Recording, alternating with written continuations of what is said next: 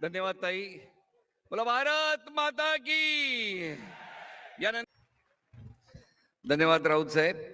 यानंतर मी विनंती करतो शिवसेना पक्षप्रमुख उद्धव साहेब ठाकरे यांना की त्यांनी छत्रपती शिवाजी महाराजांच्या पुतळ्यास पुष्पहार अर्पण करावा.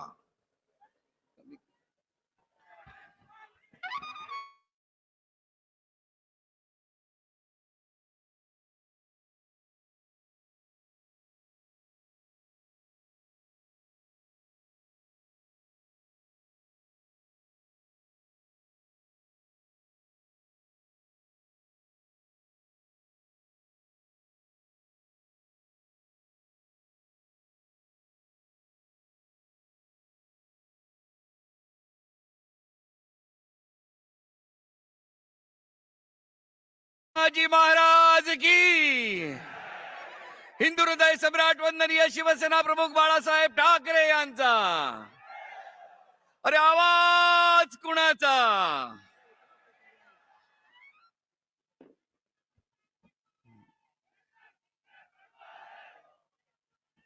आज विजयादशमी दसरा परंपरेप्रमाणे शस्त्रपूजन सर्व सन्माननीय नेत्यांच्या उपस्थितीमध्ये होत आहे.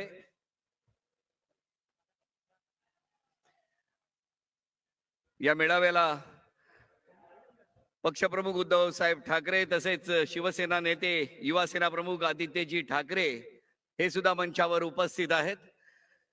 शिवतीर्थावर रश्मी ठाकरे वहिनी आणि तेजस्वी ठाकरे यांचं सुद्धा स्वागत आहे. संपूर्ण ठाकरे परिवार आपल्या सर्व शिवसैनिकांसमवेत या शिवतीर्थावर उपस्थित आहेत. सर्व सन्माननीय नेते उपनेते यांच्या उपस्थितीत शस्त्रपूजन आणि आपट्याची पानं सोन्याचं वाटप या ठिकाणी मंचावर होत आहे.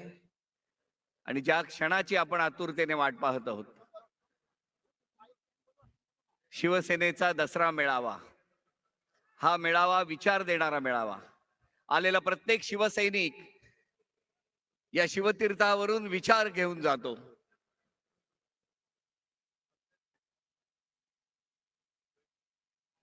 यानंतर मी विनंती करतो शिवसेना पक्षप्रमुख आदरणीय उद्धव साहेब ठाकरे यांना त्यांनी या मेळाव्यामध्ये आपले विचार मांडावे.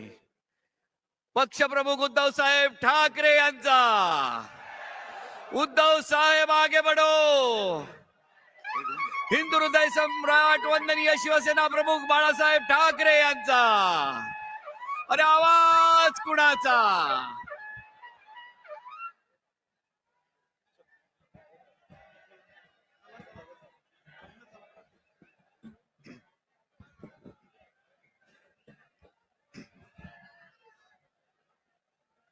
जमलेल्या माझ्या तमाम हिंदू बांधवांनो, भगिनींनो आणि मातांनो,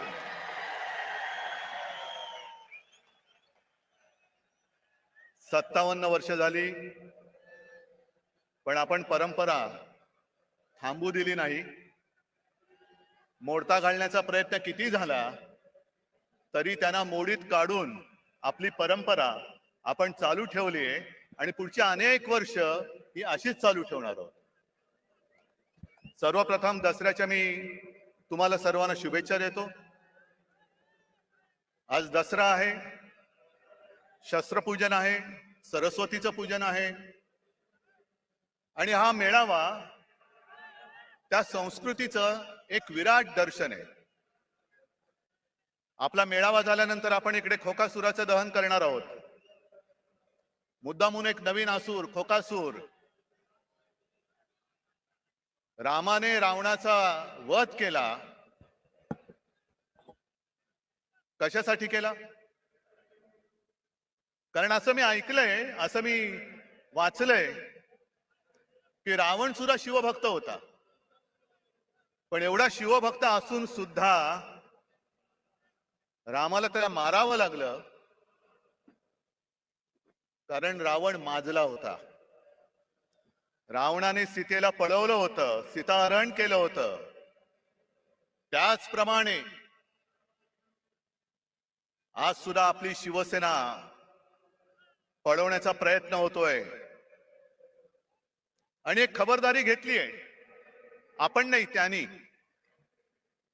कारण प्रभू श्री रामचंद्राने धनुष्यबाणाने रावणाचा वध केला होता. भानगड नको म्हणून तो धनुष्यबाण सुद्धा चोरलेला आहे. चोरा, पण एक लक्षात घ्या की ज्याप्रमाणे हनुमानाने रावणाची सोन्याची लंका दहन केली होती, तशीच तुमची खोक्याची लंका दहन करणाऱ्या धगधगत्या मशाली आज सुद्धा माझ्या सोबत आहेत. आणि तुमची खोक्याची लंका आहे. मी जास्त गद्दारांवरती बोलणार नाहीये, कारण त्यांच्यावरती मला बोलण्याची आता गरजच नाही. तुम्ही सगळेजण बोलतायत, माझ्या आधीचे सगळे बोललेत.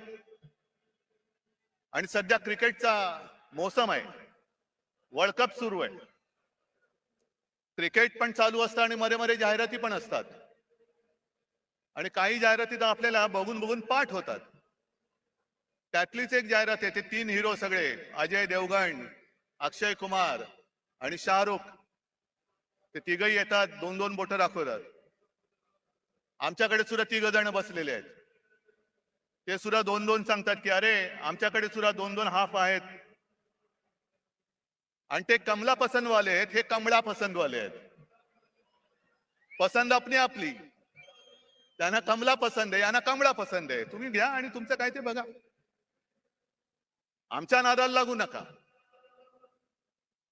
आज महाराष्ट्रामध्ये आणि देशात खूप प्रश्न आहेत. मी भाषणाच्या सुरुवातीला आवर्जून जरांगे पाटलांना धन्यवाद देतोय.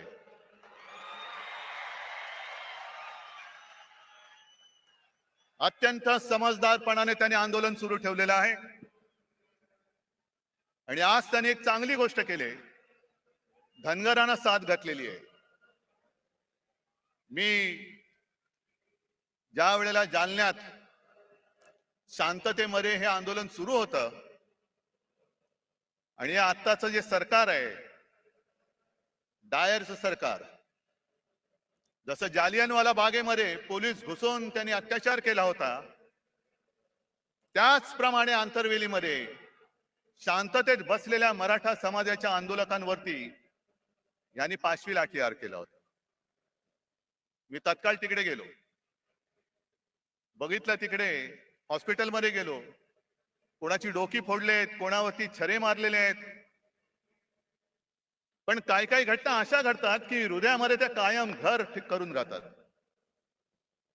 ज्या वेळेला आम्ही संभाजीनगर पासून निघालो आणि त्या ठिकाणावरती जात होतो, मध्ये जरा आम्ही थांबलो. एका घरामध्ये गेलो. घर कसलं तुम्हाला गावचं माहिती आहे, ग्रामीण भागातनं बरेच तुम्ही लोक आलेले आहात. तिन्ही सांजेची वेळ होती, मिणमिणत्या दिवा होता. मी जरा तिकडे बाथरूमला जायचं म्हणून गेलो. बाहेर आल्यानंतर त्या घरातली माऊली आणि तिची मुलगी हातामध्ये पंचारती घेऊन उभ्या होत्या. आणि मी त्यांना नमस्कार करून सांगितलं की ताई, आज ओवाळू नका, कारण फार भयानक घटना इकडे घडले. मग ताईंनी मला विचारलं, मी राखी बांधू शकते का? हृदयस्पर्शी प्रसंग होता. आणि ती माऊली मला राखी बांधत असताना तिच्या डोळ्यात पाणी आलं. म्हटलं ताई काय झालं? ते म्हणलं मला सुद्धा खूप मारलं बघ म्हणे, गुरावानी मारलं, हात दुखतोय माझा. म्हटलं काय औषधोपचार केले का? ते नाही म्हणे, मी कशी बशी निसटले, पण माझी सून आणि माझा मुलगा हॉस्पिटलमध्ये. मग नंतर त्यांना सुद्धा मी भेटायला गेलो आणि त्याच त्या ताईंचा फोटो आला होता ना, तो पोलिसांची भांडत, तो एक निळ्या रंगाची साडी नेसली होती. माझ्यासमोर त्या ताई बेडवरती होत्या, तोंड एवढं सुजलेलं, नाक फुटलं होतं. आणि मग सोबत जे होते त्यांनी मला सांगितलं की साहेब, यांचं डोकं सुद्धा फोडून टाकले. एवढ्या निर्गुणपणे तुम्ही वागता? मी मुख्यमंत्री होतोच आणि त्याही वेळेला हा प्रश्न होताच. मराठा आंदोलन तेव्हाही सुरू होतं, पण इकडे आलेल्यानी एकाने तरी सांगावं, कधीतरी कोणावर तरी लाठी माराचा आदेश मी दिला होता का? मग पोलीस एवढे रानटी होऊ शकतात? तेच पोलीस आहेत, आदेशाचं पालन करणारे पोलीस आहेत. आदेशाशिवाय ते असे वेडवाकडे वागू शकत नाही. महाजालन्याचा डायर कोण आहे, कोणी आदेश दिला, काही चौकशी नाहीये. मी जरांगे पाटलांना भेटलो आणि त्यांनी मला त्या बंदुकीची एक पुंगळी दाखवली. साहेब हे बघा, एवढी मोठी गोळी, आमच्यावरती या गोळ्या झाडल्या, अश्रूतून सोडला. आणि काश्मीरमध्ये दंगेखोरांवरती ज्या छऱ्याच्या बंदुका वापरतात, त्या छऱ्याच्या बंदुका वापरल्या. कोणाच्या गालात गेलेला छराची, कोणाच्या डोक्यात गेलेला. काय करणार, काय कुठे चाललो होतो आपण? गद्दारांना म्हणा, तुमच्यात हिंमत असेल तर हा प्रश्न सोडून दाखवा. हे खरे बाळासाहेबांचे विचार आहेत. द्या मराठी माणसाला न्याय द्या, मराठा समाजाला न्याय द्या.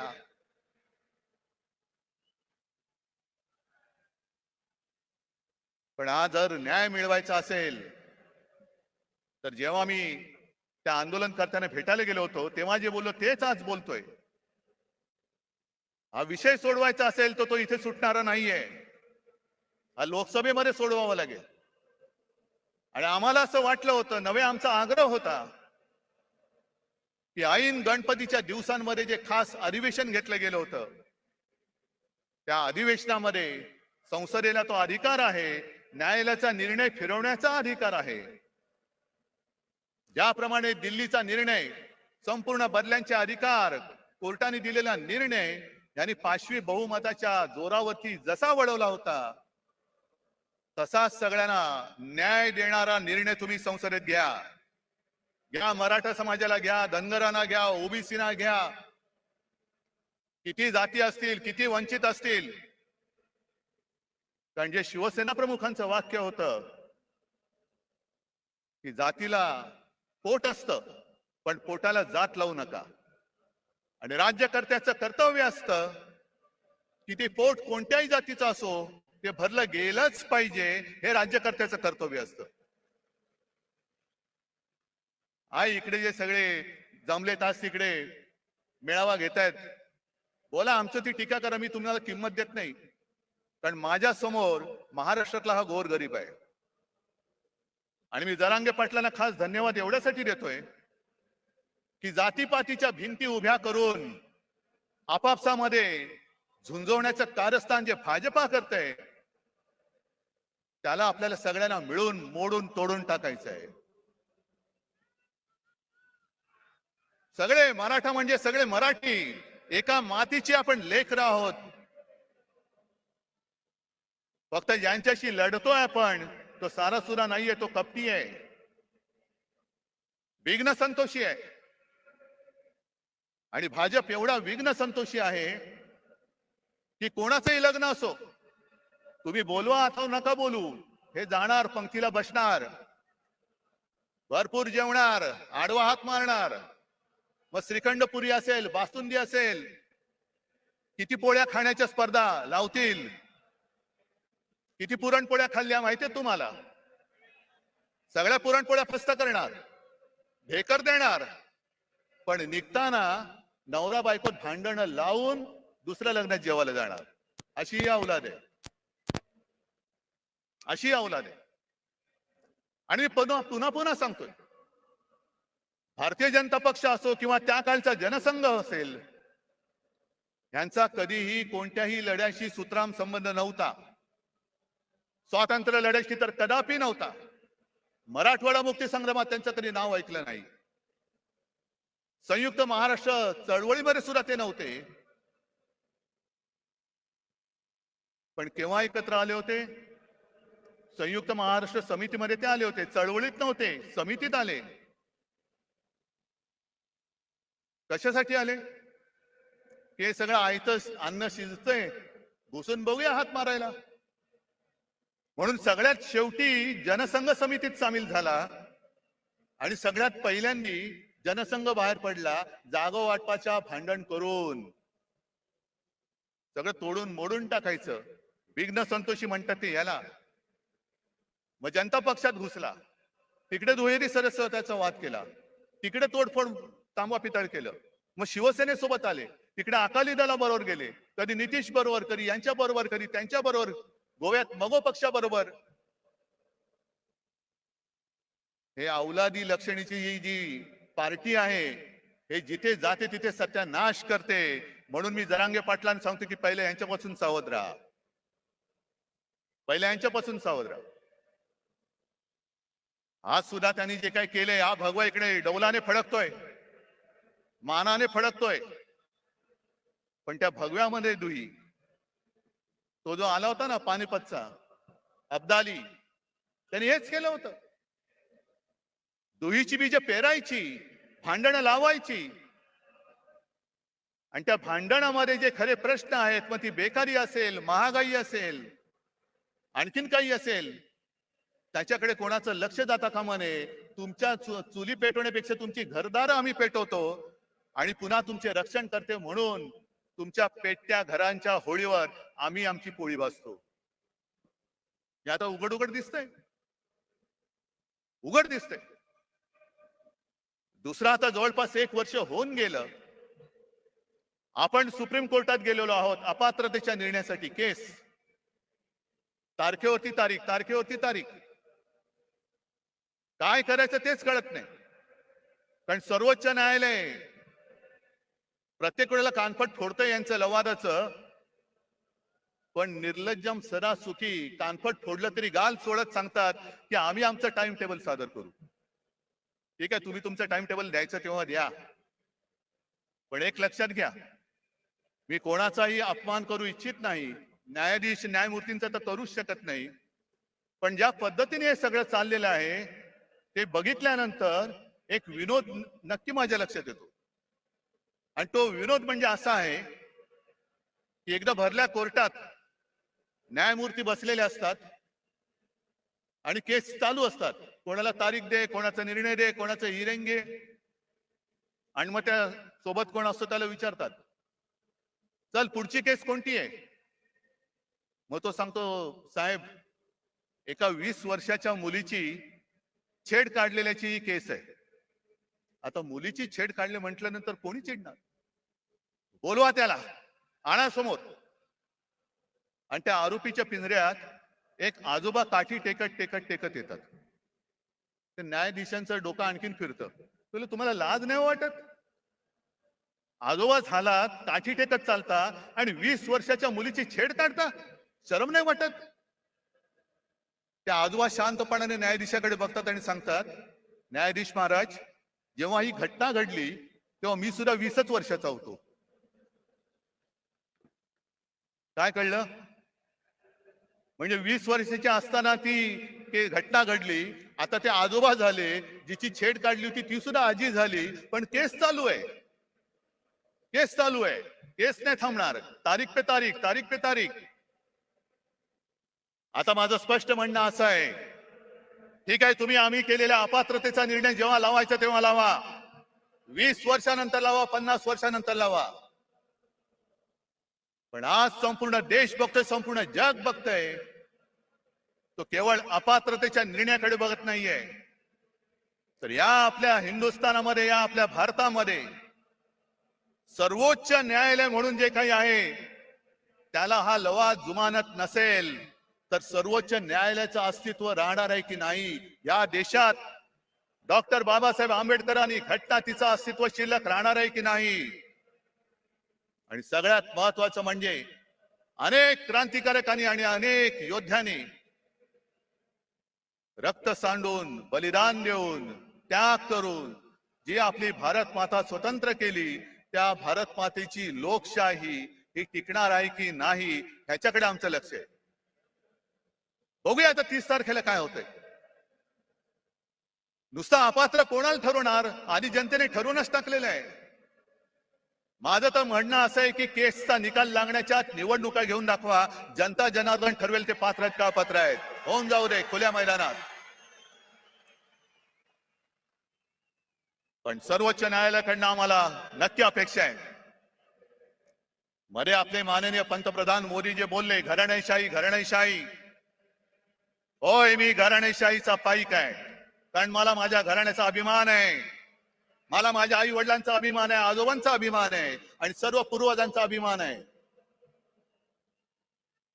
जो कुटुंब व्यवस्था मानत नाही त्यांनी दुसऱ्याच्या घराण्याबद्दल बोलू नये. पहिले कुटुंब व्यवस्था मान आणि मग हिंदुत्वाचं बोल. कारण कुटुंब व्यवस्था हा हिंदू संस्कृतीचा एक पाया आहे. तोच जर तुम्हाला मान्य नसेल तर तुम्ही आमच्यावरती बोलणारे कोण आहात? तुम्हाला काही अधिकार नाहीये.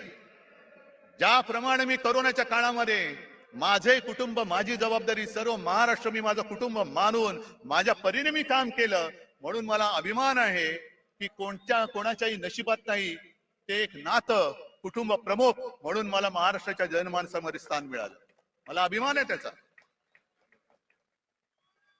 बरं, घराणेशाहीला विरोध करायचा ना, करा, जरूर करा. पण घराणेशाहीला विरोध करताना आम्ही पोचलेली घराणेशाही तुम्ही डोक्यावरती बसवताय ती पहिली खाली करा. बाप मंत्री, मुलगा आमदार, मुलगा खासदार, हे सगळे जे काही चाललंय ते पहिलं करा. असं काही नाही की सगळीच घराणी काही चांगली असतात, सगळीच घराणी काही वाईट असतात. घराण्याची सुद्धा एक परंपरा असते, घराण्याचे संस्कार असतात. कोण कोणत्या घराण्यातल्या त्याच्याप्रमाणे त्याची ओळख ठरते. ज्याप्रमाणे जर तुम्ही घराणेशाही बघायला गेला, डॉक्टरचा मुलगा डॉक्टर होतो, आम्ही सुद्धा घराणेशाही, घराण्याची परंपरा जपणारे आहोत. त्याचप्रमाणे आणखीन एक घराणेशाही नाही पण घराण्याची परंपरा मी आवर्जून सांगेन ती म्हणजे आपले सर्वोच्च न्यायालयाचे सरन्यायाधीश चंद्रचूड साहेब. स्वतःच्या कर्तृत्वाने बसलेत, पण त्यांचे वडील सुद्धा सरन्यायाधीश होते आणि कडक होते, कणखर होते. शेवटी इतिहासामध्ये आपली नोंद काय होणार आहे हे प्रत्येकाने खबरदारी घ्यायची. कोणासमोरही न झुकणारा म्हणून माझी नोंद व्हायला पाहिजे की सत्ताधाऱ्यांचे बूट चाटणारा, हे प्रत्येकाने ठरवायचंय. मग जशी घराणेशाहीची परंपरा आहे तशीच काही नावं अशी आहेत ज्यांच्या घराण्याचा आतापताच माहिती नाहीये पण तरी सत्ताधीश झाले. फरक बघाय तुम्ही. हिटलरचे वडील माहिती आहेत कोणाला? हिटलर काय घराणेशाहीतला होता? सद्दाम हुसेन काय घराणेशाहीतला होता? पुतीन काय घराणेशाहीतला आहे? गदाफी काय घराणेशाहीचा आहे? मुसोलिनी, स्टालिन, कोणाची घराणी माहिती आहेत? पण हाही धोका विसरू नका की ज्याचा काही आगापिछा नाही त्याच्या हातामध्ये जर का देश दिला तर काय होऊ शकतं त्याचं अत्यंत वाईट उदाहरण हे जर्मनी आहे. हे जर्मनी आहे. असाच उदय झाला, लोक पागल झाली, अंधभक्त झाली आणि आज त्याने जे काही बहुमत मिळाले हे बहुमत तर काहीच नाही. जवळपास 95, 97, 98% त्यावेळेला हिटलरला बहुमत मिळालं होतं विकासाच्याच नावावर. काय केलं त्यांनी? आज जाऊन जर का विचारलं तर जर्मन लोकांना लाज वाटते की त्यांच्या देशामध्ये हिटलर होऊन गेला म्हणून.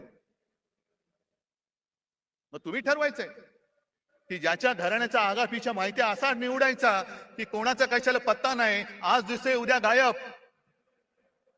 तुमचं मरण तुम्ही पत्करा. मी माझी वाट लावून काम केलं, मला आनंद झाला तुमची वाट लागली, आता मी झोळी लावून चाललो, तुम्ही बसा रिकामी कटोरी घेऊन. आणि हे जर का टाळायचं असेल तर आज माझं ठाम मत आहे, एक काळ जरूर होता की कदाचित याच व्यासपीठावरून हिंदू हृदय सम्राट बोलले होते की देशाला एका मजबूत सरकारची गरज आहे. मजबूत सरकार आपण बघितलं, 9 वर्ष पाहिलं. म्हणजे मला आज सुद्धा आठवत आहे की 14 साली ज्या वेळेला प्रणवदा राष्ट्रपती होते तेव्हा आम्ही सगळे, आता वेळगळच, आम्ही गेलो होतो सगळे पक्ष मिळून आणि आम्ही सांगितलं की आमचा नेता नरेंद्र मोदी. प्रणव मुखर्जी खुश झाले, आम्हाला म्हणाले 25-30 वर्षानंतर एका पार्टीचं सरकार आलं, आता देशामध्ये स्थैर्य येईल. काय आले तुम्ही सांगा? आले स्थैर्य? काय तुमचे प्रश्न सुटलेत? आणि म्हणून मला आज असं वाटतं की सरकार तर बदललं पाहिजेच, पण आता जे सरकार आणायचं आहे हे सरकार मजबूत जरी असलं तरी एका पक्षाचं बहुमत असलेलं पाशवी सरकार नको, अजिबात नको. जेव्हा खुर्ची थोडीशी डगमगीत असते तेव्हा देश मजबूत होतो. नरसिंहरावांनी चांगलं काम केलं, मनमोहन सिंगांनी केलं, अटलजींनी सुद्धा केलं. सगळ्यांना सोबत घेऊन चालणारं सरकार पाहिजे, मिलीजुली सरकार आज पाहिजे आपल्याला. पण यांचं जे सगळं चाललंय, मी मागेच बोललो होतो की हिंदुत्वाचा बुरखा फाटल्यानंतर आतमधल्यांचा बिभत्स किळसवाणा चेहरा, भेसूर चेहरा आता आम्हाला दिसायला लागलेला आहे. जे काय एक स्वप्न दाखवलं होतं 2014 साली, आणि त्यांचीच भाषणं आहेत. पेट्रोल का दाम ऊपर गया कि नीचे, गैस का दाम ऊपर गया कि नीचे, डॉलर ऊपर गया, रुपया ऊपर गया कि नीचे. मग काढा, सगळ्या गोष्टी काढा. जे मी तुम्हाला सांगितलेलं आहे, होऊन जाऊ दे चर्चा म्हणून गावागावात जाऊन ह्या सगळ्या गोष्टी समजावून सांगा, समजावून सांगा. पण आज सगळं काही त्यांनी गुंडाळून ठेवलेलं आहे. माझ्या आधीचे सगळे वक्त्यांनी एक एक समाचार घेतलेलाच आहे. मी संजय राऊतांचं भाषण ऐकत होतो, भ्रष्टाचारावरती कडाडून बोलले.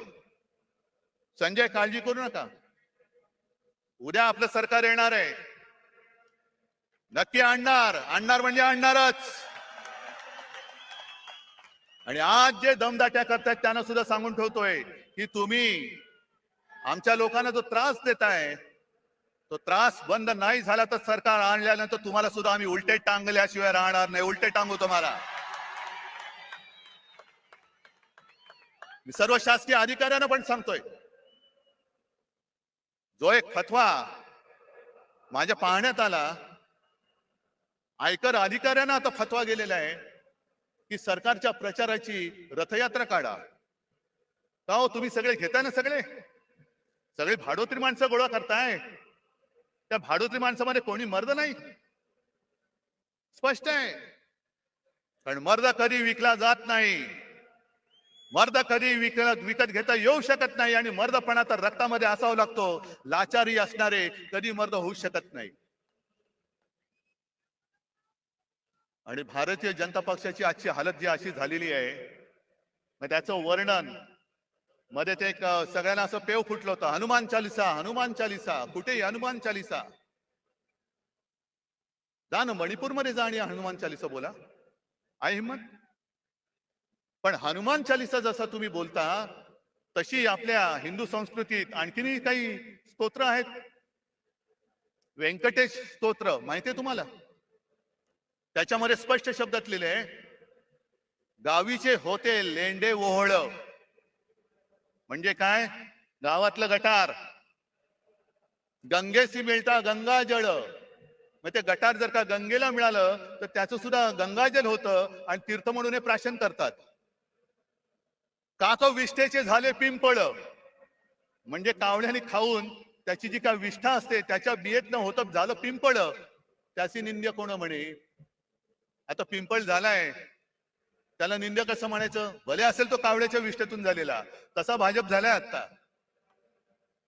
सगळे गावीचे सगळे लेंडे ओळ एकत्र येतात, या या या या या या सगळ्या कावळ्यांच्या विष्ठा एकत्र करतायत आणि पिंपळ करतायत. बसा मुंज्यासारखे त्याच्यावरती बसून. ही तुमची हालत झाली. हे तुमचं हिंदुत्व. आज मला संताप काय येतो जेव्हा मला लोक सांगतात की साहेब, जनतेमध्ये तुमच्याबद्दल प्रेम आहे, तुमच्याबद्दल सहानुभूती आहे. माझ्यासाठी नका, महाराष्ट्रासाठी ठेवा. महाराष्ट्रासाठी ठेवा, आपल्या मराठी मातीसाठी ठेवा. पण त्यावेळेला शिवछत्रपती स्वराज्यासाठी सुरत लुटली होती. हे इथून सुरतेला पळणारे लाचार महाराष्ट्राचं हित सांभाळू शकतायत? सरकार बदलल्यानंतर पहिलं काय केलं यांनी? पहिलं घाईनी मेट्रोची आरेची जागा मेट्रोला दिली. बुलेट ट्रेनची जागा जी मी अडवून ठेवली होती आणि जिकडे करोना सेंटर उभं केलं होतं, ते पहिलं बुलेट ट्रेनच्या घशात घातलं. मला सांगा, एवढे सगळे तुम्ही जमलेला किती जणांना बुलेट ट्रेनचा उपयोग होणार आहे? मला सांगा. होणार आहे? तुम्हाला होणार आहे? कोणाला होणार आहे? मग बुलेट ट्रेन कशाला?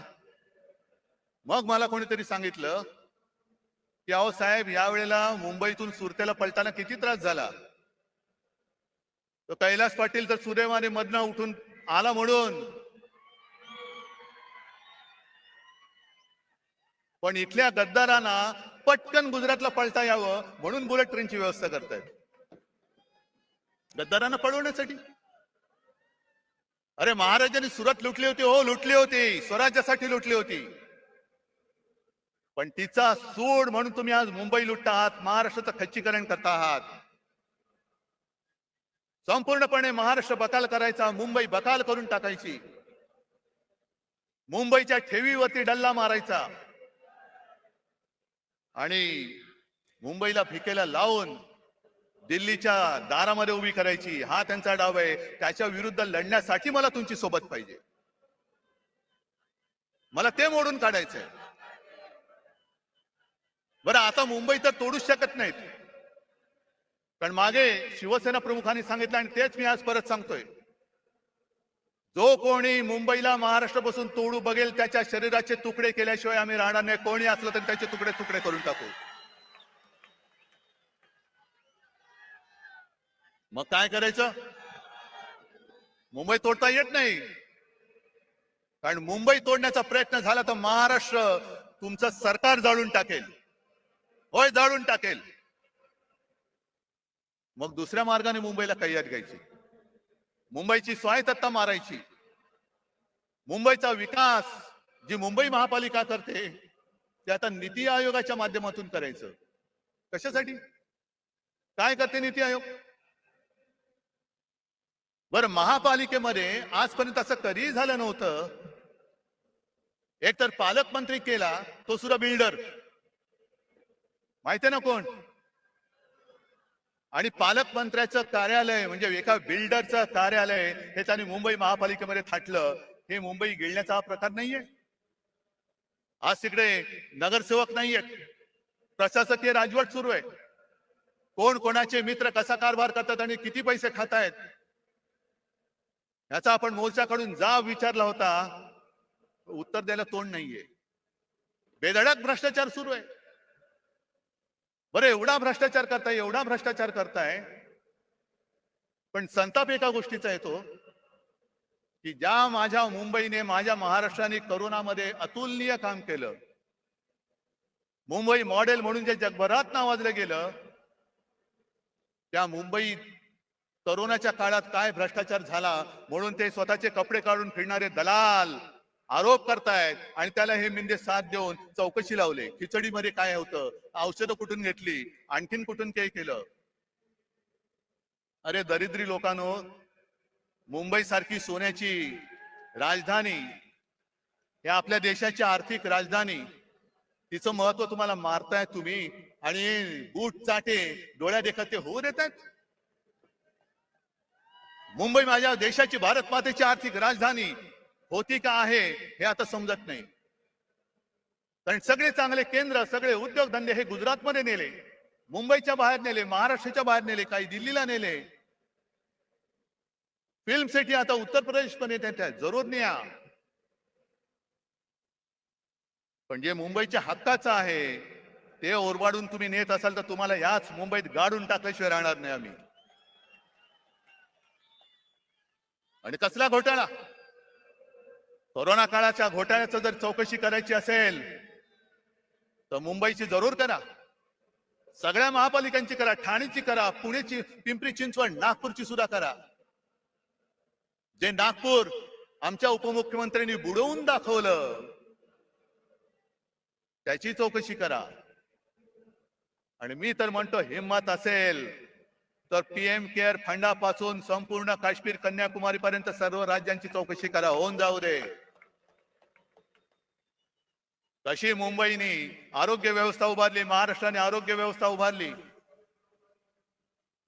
आणि कसं तुम्ही त्या गंगेमध्ये प्रेत सोडत होतात, कशी गुजरातमध्ये सार्वजनिक चिता पेटल्या होत्या, आणि त्याच बरोबरीने केंद्र सरकारने भाजप औषधे दिली, किती ऑक्सिजन दिला, किती व्हेंटिलेटर्स दिले, आणि विरोधी पक्षांकडे असलेल्या सरकारकडे अधिकृत नाही अनधिकृत टेबलाखालनं किती दिले त्याचाही घोटाळ्याची तपास करा. पण आम्ही मुंबई वाचवली, आम्ही महाराष्ट्र वाचवला, त्याचं कौतुक नाहीये. पण मुंबईला बदनाम करून टाकायचं जे षडयंत्र म्हणतो ते हेच, की मुंबईला संपवून टाकायला, मुंबईला बकाल करून टाकायची, मुंबई म्हणजे भ्रष्टाचार खाणारे हेच. आणि आमच्या अंगावरती येत आहे. अरे शेण तुम्ही खाताय, आमचं तोंड कशाला उंगाला येत आहे? पहिले स्वतःच्या तोंडाचा वास घ्या, हिंमत असेल तर. एक सुद्धा कोणी मायचा पोत पीएम केअर फंडाचा घोटाळा बाहेर काढा. त्याचा घोटाळा म्हणण्यापेक्षा त्याचा हिशोब घ्या ना. एकट्या टाटाने मला असं वाटतं 1,500 कोटीचा चेक त्या पीएम केअर फंडाला दिला होता. इथले सुद्धा जे भाजपचे लोक होते त्यांनी सुद्धा मुख्यमंत्री निधीला पैसे नव्हते दिले, पंतप्रधान निधीला पैसे दिले होते. हा एवढा तुम्ही भेदभाव करून सुद्धा तुम्ही त्याचा तो पैसा, हा जनतेचा पैसा, त्याचा हिशोब जनतेला द्यायला नको. आणि आज संपूर्णपणे जो कारभार सुरू आहे, आरोग्य यंत्रणेचे कसे काय 3-13 वाजलेत बघा.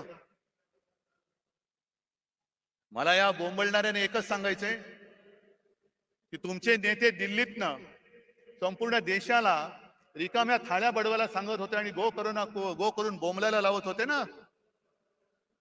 त्यावेळेला आमच्या सरकारने गोरगरिबांना 5 रुपयात रिकामी नाही भरलेली थाळी शिवभोजन म्हणून दिली. याला म्हणतात सरकार. हे आमचं हिंदुत्व आहे. हा आमच्या आणि तुमच्या हिंदुत्वातला फरक आहे. तुम्ही रिकाम्या थाळ्या बडवणारं तुमचं हिंदुत्व आहे आणि गोरगरिबाला पोट भरून जेवण देणारं आमचं शिवभोजन हे आमचं हिंदुत्व आहे. ज्या वेळेला तुम्ही रस्त्यावरती उतरला होता आणि तुमचे ते महामहिम काळी टोपी मला पत्र दिलं होतं, पत्र मध्ये छान लिहिलं होतं. माझ्याकडे काही लोक आली होती आणि त्या लोकांनी मंदिरं उघडण्यासाठी विनंती केली. मला कळत नाही तुम्हाला असे ईश्वरी काही संकेत येतात का की तुम्ही मंदिरं बंद ठेवलेत. किती विक्षिप्त बिंडूक माणसं असतात. आपल्याला बरेचदा कळत नाही टोपी खाली दडलंय काय. पण जेव्हा तुम्ही मंदिरं उघडायला सांगत होता तेव्हा आम्ही गावागावात खेड्यापाड्यात आरोग्य मंदिरं उघडत होतो. हे आमचं हिंदुत्व आहे. तुम्ही सगळं उघडा उघडा सांगत होता तेव्हा आम्ही आरोग्य यंत्रणा वाढवली, रुग्णशय्या वाढवल्या होत्या, टेस्टिंगच्या केंद्र वाढवली होती. जी जेमतेम 2-3 केंद्र महाराष्ट्रात होती ती आपण 600च्या वरती केली होती. हे आमचं हिंदुत्व आहे. जर कोणी आपल्या समोर तळमळत असेल तर त्याला वाचवणं, त्याची जात पात विचारत नाही बसलो आम्ही. कोणी असेल, होय मालेगाव मध्ये मुसलमान सुद्धा आले होते, त्यांना सुद्धा आम्ही वाचवलं. धारावी मध्ये आम्ही धारावी वाचवली. हे आमचं हिंदुत्व आहे. पण मुंबईचा जो धोका आहे, मी मगाशी तुम्हाला सांगत होतो तो, की आता धारावी सुद्धा गिळायला निघाले. इथे आली असतील काही धारावीची लोक. धारावीचा विषय मी स्वतंत्रपणे धारावीत येऊन घेणार आहे. पण आता याच्या घशामध्ये धारावी त्यांनी घातले. कोण यांचा मित्र तुम्हाला माहितीये? कोण? मला माहित नाही. मी अडाणी आहे बाबा, मला काय कळत नाही. तुम्हाला काय कळतंय? आणि सहज जर का अभ्यास केला तर माझे तर डोळे पांढरे झाले. जवळपास 150 कोटी स्क्वेअर फुटाचा FSI तिकडे मिळणार आहे. म्हणजे सगळी, आणि तो FSI दक्षिण मुंबईत तो वापरू शकणार. म्हणजे मुंबईची ओळख काय राहणार? कोण येणार, कोण राहणार? आणि हा विकास केवळ तुमच्या मित्राचे खिसे भरायला आम्ही होऊ देणार नाही.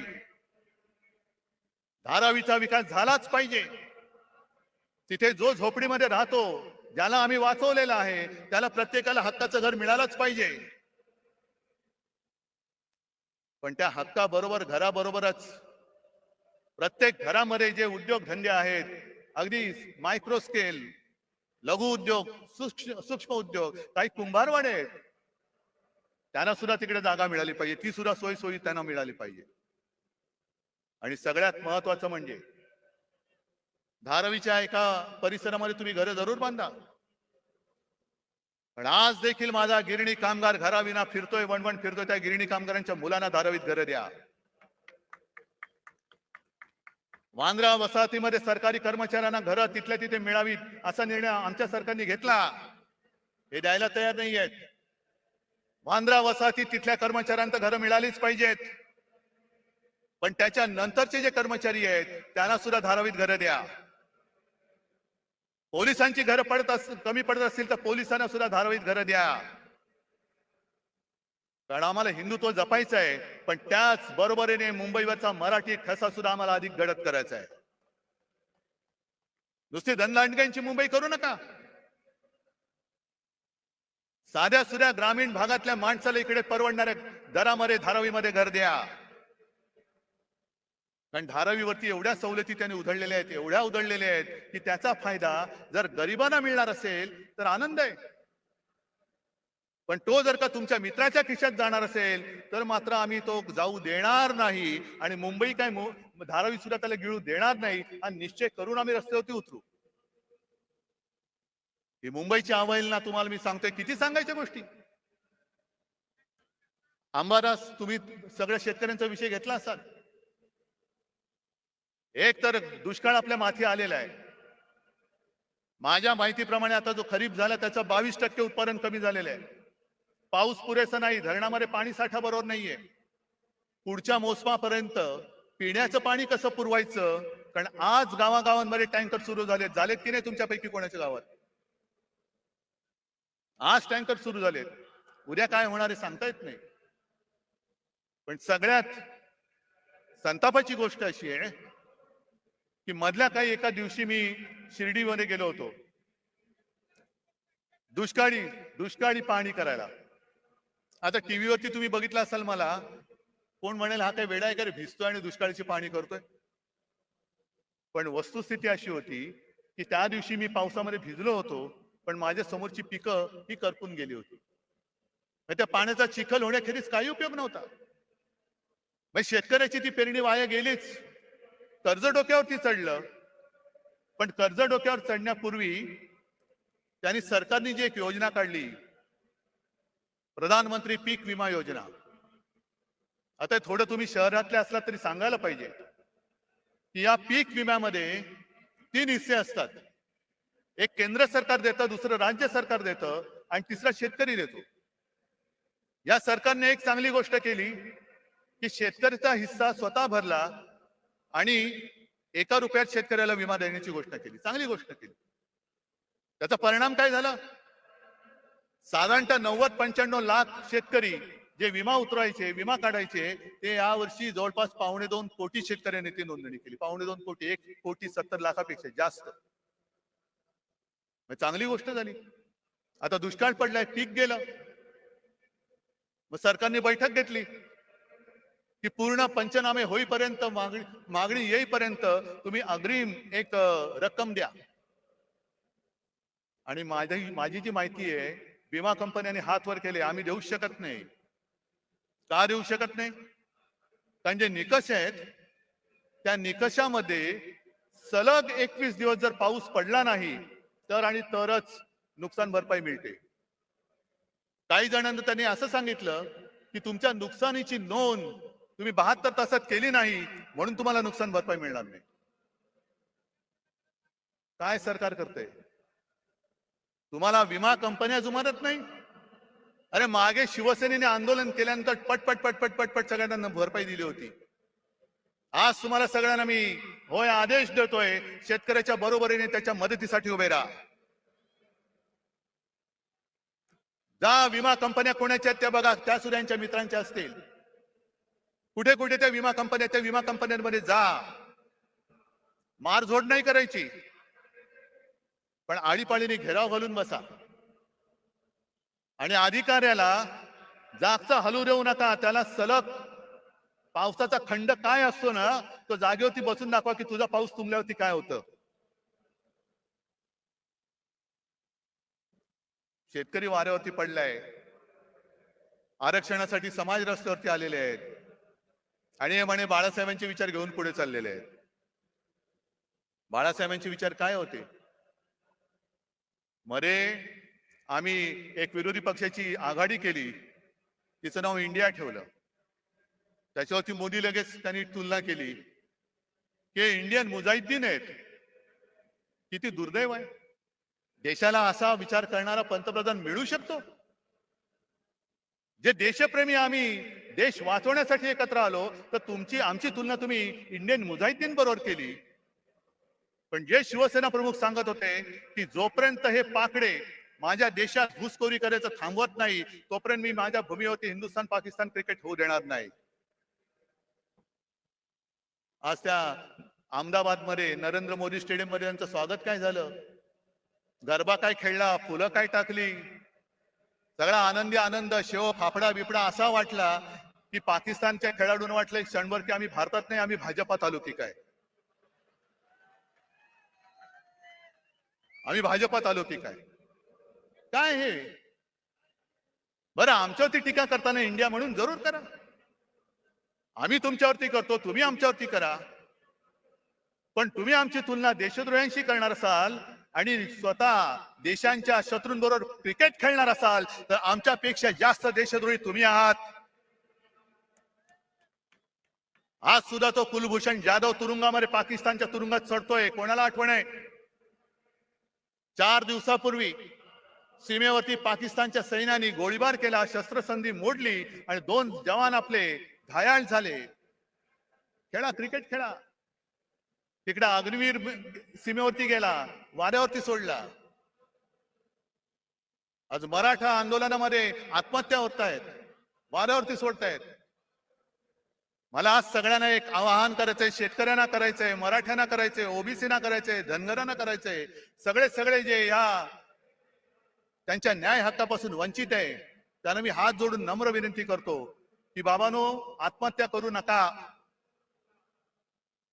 कारण उद्या तर आपला हा लढा आपल्याला लढावाच लागेल, जिंकावाच लागेल. आरक्षण नक्की मिळेल, पण तेव्हा जर का तुम्ही नसला तर तुमच्या कुटुंबाचं रक्षण कोण करणार हा विचार करा. आणि तुमचा सोन्यासारखा जीव यांच्या नादान सरकारपायी असा देऊ नका.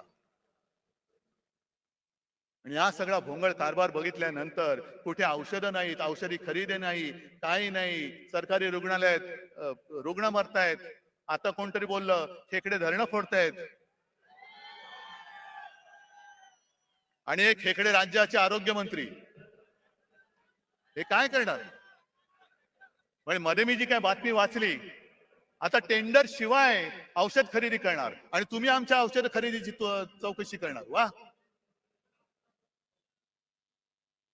म्हणजे हे खेकडा मंत्री असे आहेत की हाफकिन नावाची संस्था हे त्यांना माहिती नाहीये. कोण आहे तो हाफकिन? बोलून घ्या त्याला. कशाला? काय दलाली खायचे? म्हणजे असे सगळे नादान आणि ओंगळ अनागोंदी कारभार बघितल्यानंतर मला या गद्दारांचं काही कोड कौतुक नाहीये. ते त्यांच्या कर्माने जाणार आहेत. कपाळावरती आयुष्यभर पुढच्या सगळ्या पिढ्यांमध्ये गद्दार म्हणून एक शिक्का कायम चाललेला आहे. तो किती घासू म्हटलं, कोणताही साबण लावा, तो पुसला जाणार नाहीये. आणि म्हणून तुम्हाला सगळ्यांना एकच विनंती करतो, कारण आपण छत्रपती शिवाजी महाराजांची मावळे झालो तरी खूप झालं, पण एका गोष्टीमध्ये आपण नशीबवान आहोत की तो मोगली वरवंटा तोडून मोडून टाकणार ते शिवतेज आपल्या महाराष्ट्राच्या मातीमध्ये जन्माला आलं. त्या मातीत आपला जन्म झालेला आहे, हे लक्षात ठेवा. त्याचा भुसा तुम्ही पाडा, पण छत्रपतींच्या भगव्याशी गद्दारी करणारा महाराष्ट्रामध्ये शिल्लक ठेवायचा नाही. आणि आमचं हिंदुत्व हे राष्ट्रीयत्व आहे. आमचं हिंदुत्व हे राष्ट्रीयत्व आहे. जो कोणी या देशासाठी मरायला तयार आहे, देश वाचवायला तयार आहे, तो जातीपाती धर्माने कोणी असला तरी तो आमचा आहे, आमचा हिंदू आहे. आणि कोणीही असो, जो जातपात धर्माने कोणी असला आणि देशाच्या मुळावर आलेला असला, अधिक कुरुलकर असला तरी देखील तो देशद्रोही आहे. तो देशद्रोही आहे. मला अजूनही कळलेलं नाहीये. जरा थांबा ना. आहे, थांब. मला अजूनही कळलेलं नाही त्या कुरुलकर बद्दल संघाची भूमिका काय आणि भारतीय जनता पक्षाची भूमिका काय.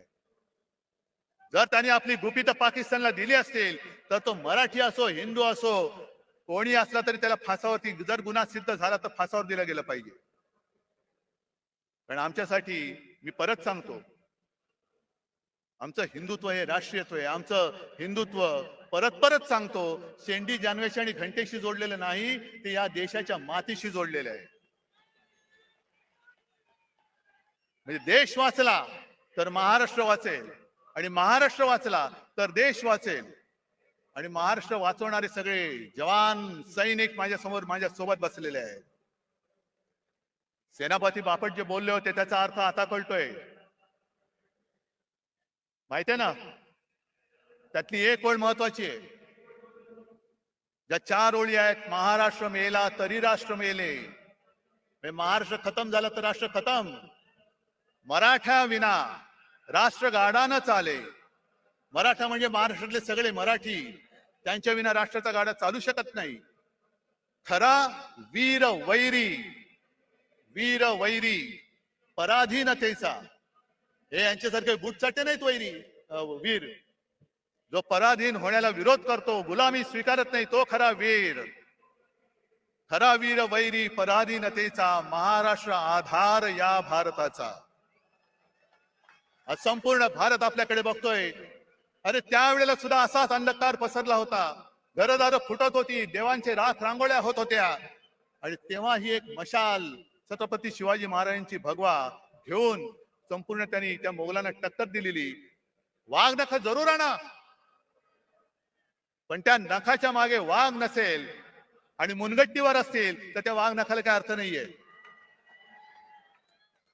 त्यावेळेला सुद्धा त्या वाघ नखाच्या मागे छत्रपती शिवाजी महाराज नावाचा वाघ होता, म्हणून त्यांनी दगाबाज अफजल खानाचा कोथळा बाहेर काढला होता. ती कोथळा काढण्याची हिंमत जर नसेल आणि आमच्या भावनेची खेळ करणार असाल तर निवडणुकीमध्ये तुमचा राजकीय कोथळा आम्ही बाहेर काढल्याशिवाय राहणार नाही. आम्ही काढू बाहेर.